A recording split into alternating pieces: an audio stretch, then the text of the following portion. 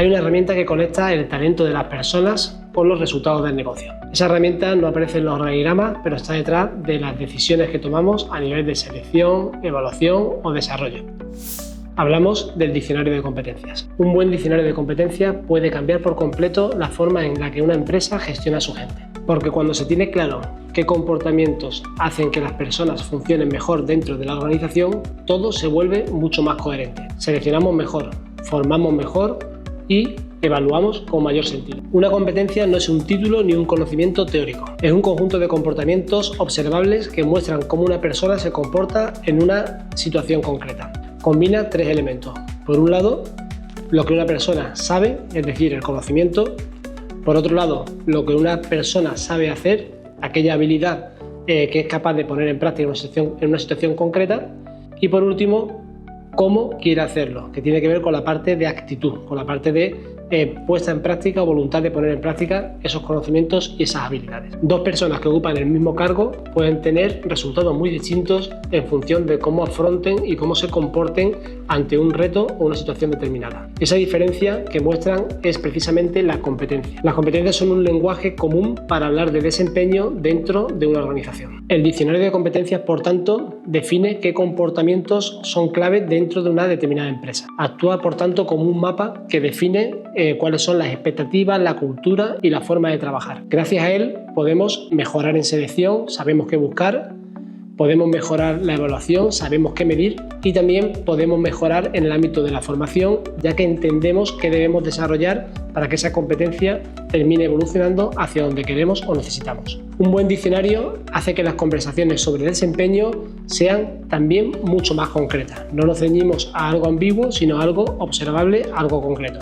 Ya no hablamos de si alguien trabaja bien en equipo, sino de qué significa realmente trabajar bien en equipo. Si comparte información, si colabora adecuadamente bajo presión y si ayuda a tener o a resolver unos determinados conflictos. Por tanto, definimos el ente más abstracto que podría ser trabajar en equipo en conductas observables y también, por tanto, medibles y desarrollables dentro del comportamiento de esa persona. Podemos distinguir dos grandes grupos de competencias. Por un lado, las competencias técnicas o específicas, que están relacionadas con los conocimientos o las habilidades de una área concreta dentro del ámbito laboral. Por ejemplo, dominar un software concreto, conocer y saber aplicar una determinada normativa o hacer un adecuado análisis de los datos. Y por otro lado, tenemos las competencias transversales o genéricas, que influyen y afectan en cualquier puesto de trabajo. Por ejemplo, la comunicación, el trabajo en equipo, la orientación al cliente, la adaptabilidad, la resolución de conflictos, pueden ser competencias transversales que pueden aplicarse en cualquier entorno profesional o desde cualquier posición. Estas últimas, las competencias transversales, son las que ayudan a reflejar la cultura dentro de la empresa.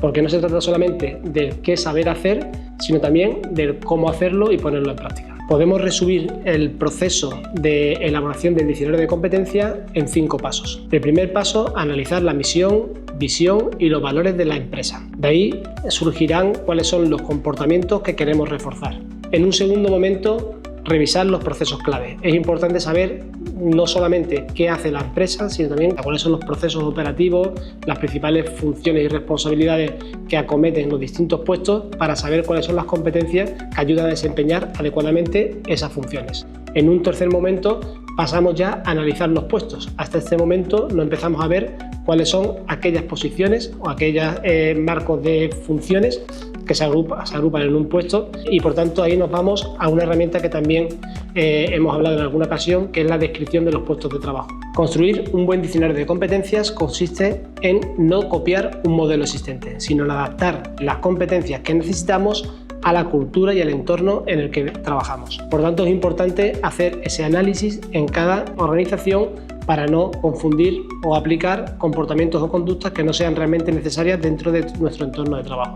Una vez que tenemos estos 3 niveles de desarrollo del diccionario, nos vamos al cuarto, que es definir competencias y sus niveles.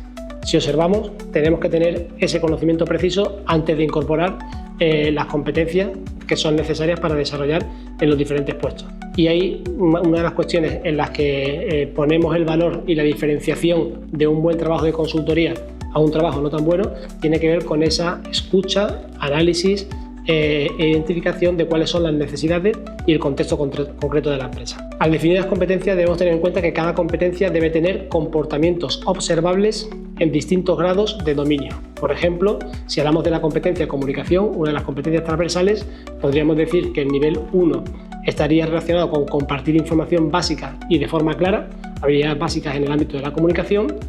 El nivel 2 de desarrollo podría ser que la comunicación permite adaptar ese mensaje al interlocutor, lo que le da una flexibilidad a la propia competencia.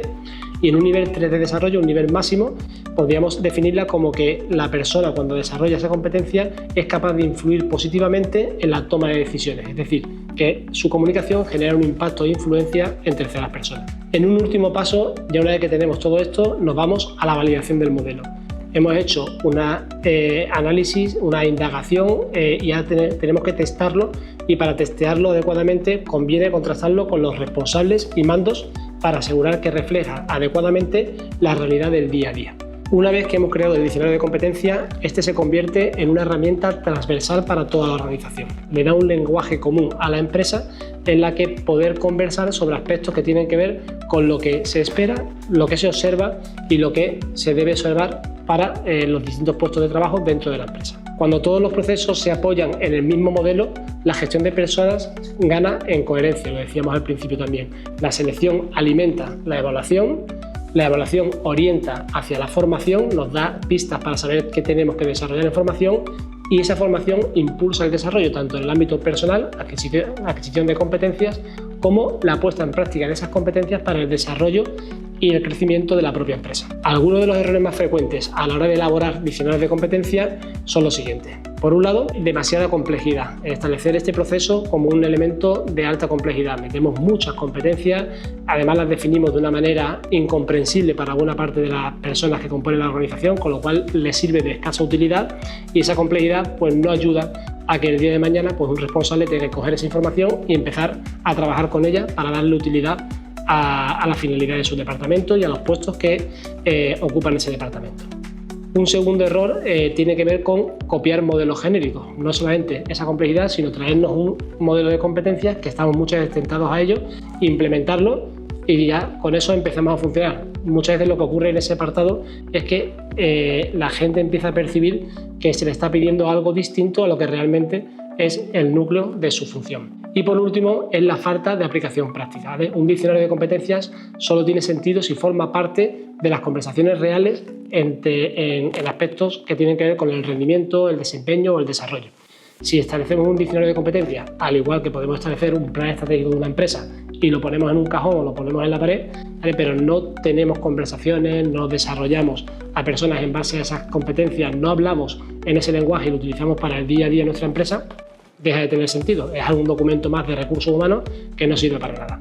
Por tanto, estos tres errores intentamos evitarlos en la medida de lo posible. En definitiva, un diccionario de competencias no es un documento, sino un lenguaje que conecta personas, cultura y resultados dentro de la empresa.